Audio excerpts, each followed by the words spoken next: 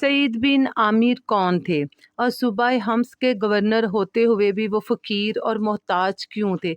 हज़रत सईद बिन आमिर से ऐसी क्या गलती हुई कि जिसके ऊपर वो गिरिया जारी करते और जिसकी वजह से वो बेहोश हो जाते थे? ये हज़रत उमर इब्न ख़त्ताब रज़ी ताला अन्हो का दौरे हुकूमत है। आपने हम्स वालों को लिखा कि मुझे अपने यहाँ के फ़ुकरा और मोहताजों की एक फ़हरिस्त बनाकर अरसाल करो ताकि इनके नाम अतियात अरसाल किए जा सकें। जब ये फ़हरिस्त तैयार होकर हज़रत उमर फ़ारूक के सामने आई तो आप ये देखकर हैरान रह गए कि फ़हरिस्त में सबसे पहला नाम इनके हुक्मरान यानी कि गवर्नर हम्स सईद बिन आमिर का था। आपने हम्स के हाकिम का नाम फ़ुकरा की लिस्ट में देखकर दरियाफ्त किया, क्या हम इन्हें मुनासिब मकदार में वजीफ़ा नहीं देते? जिस पर शुरकाए वफ़द ने कहा, जी इनको एक मुनासिब मकदार में वजीफ़ा मिलता है। तो भी हज़रत उमर फ़ारूक ने उनसे पूछा, तो वो फिर फ़कीर और मोहताज किस तरह हो सकते हैं और उनका नाम फ़हरिस्त में सबसे ऊपर क्यों लिखा गया है? हम्स के सफ़ीरों ने जवाब दिया, जनाब वो वाकई फ़कीर हैं क्योंकि वो अपने पास कुछ रखते ही नहीं। जैसे ही उनको वजीफ़ा मिलता है वो उसी वक़्त सारा मस्कीनों, फ़कीरों और नादर औरतों में तकसीम कर देते हैं।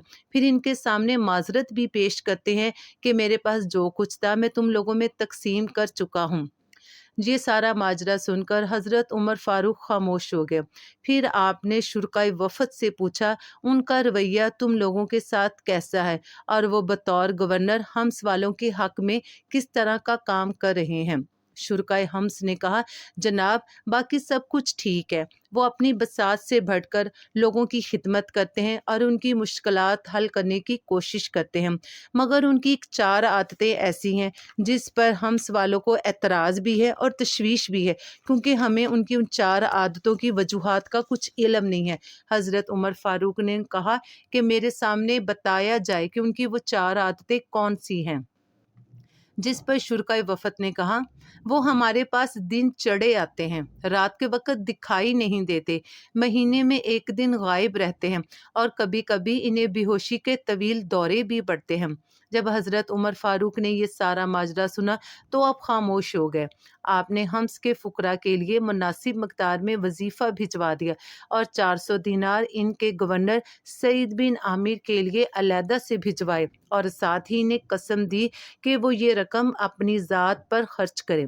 जब ये 400 दिनारों की थैली हज़रत सईद बिन आमिर के पास पहुंची तो इन्हें शदीद सदमा हुआ, जिसके आसार इनके चेहरे पर वाज़िया तौर पर दिखाई देते थे। नहायत ही दिल गिरफ्ता और गमगीन हालत में अपने घर में दाखिल हुए। अहलिया मोहतरमा ने पूछा, मुझे आप गमज़दा और परेशान दिखाई देते हैं, क्या आपका कोई दोस्त फौत हो गया है? हज़रत सईद ने कहा, काश ऐसा हुआ होता। ये कहकर वो खामोश हो गए। ज़ौजाए मोहतरमा ने दोबारा इसरार कर कर पूछा, आप मुझे बताइए तो सही, आखिर आपके साथ ऐसा क्या माजरा पेश आ गया जिसकी वजह से आप इतने गमगीन और अफसुर्दा हैं? हज़रत सईद बिन आमिर ने उनके सामने 400 दिनारों की थैली रखते हुए उन पर नफरत और हिकारत से निगाह डाली और कहा, देखो अमीरुल मोमिनीन ने मेरे पास क्या भेजा है और साथ ही मुझे कसम दी है कि ये रकम मैं अपने ऊपर खर्च करूं। जिस पर उनकी ज़ौजाए मोहतरमा ने जब देखा तो उन्होंने कहा, ये तो दीनारों की थैली है। जिस पर हज़रत सईद बिन आमिर ने कहा, मुझे सिर्फ तुम्हारा डर है कि कहीं तुम पर इन चमकते हुए सिक्कों का जादू न चल जाए। ज़ौजाए मोहतरमा ने जब ये बात सुनी तो मुस्कुरा कर बोली, मेरी तरफ से इत्मीनान रखिए और आपके जो जी में आए कर गुजरिए। फरते मुसर्रत से इनका चेहरा जगमगा उठा, मुस्कुराहट इनके होंठों पर खेलने लगी। कहने लगे, अल्लाह ताला तुम्हें जज़ाए खैर अता फरमाए, तुमने मेरी बड़ी मुश्किल हल कर दी है। ऐसा करो, कपड़े का एक टुकड़ा लाओ। इस अल्लाह की बंदी ने सारा कमरा छान डाला, लेकिन इसे कपड़े का एक जायद टुकड़ा ना मिल सका। फिर इसने अपनी ओढ़नी का एक किनारा फाड़कर पेश कर दिया, जिस पर हज़रत सईद ने कुछ दिनार बांधे और कहा, ये फलां के घर दे आओ, ये फलां के घर दे आओ। और इस तरह खड़े खड़े उन्होंने सारे दिनार लोगों में तकसीम कर दिए। کچھ عرصے بعد حضرت عمر فاروق حمص کے دورے پہ آئے تو گورنر حمص حضرت سعید بن عامر سے آپ کی ملاقات ہوئی۔ آپ نے حضرت سعید بن عامر سے پوچھا، اہل حمص کو آپ کی 4 عادتوں پر سخت اعتراض اور تشویش ہے، کیا آپ مجھے اس کی وضاحت پیش کریں گے؟ جس پر حضرت سعید بن عامر نے کہا، جی ضرور، میں آپ کو اس کی وضاحت پیش کروں گا۔ امیر المومنین، میں چاشت کے وقت اس لیے گھر سے نکلتا ہوں کہ میرا کوئی خادم نہیں ہے، میری بیوی بیمار ہے، نماز فجر کے بعد میں اس کے کام کاج سر انجام دیتا ہوں یہاں تک کہ سورج بلند ہو جاتا ہے۔ رات کے وقت میں لوگوں سے اس لیے ملاقات نہیں کرتا کہ میں دن بھر لوگوں کی خدمات انجام دیتا ہوں۔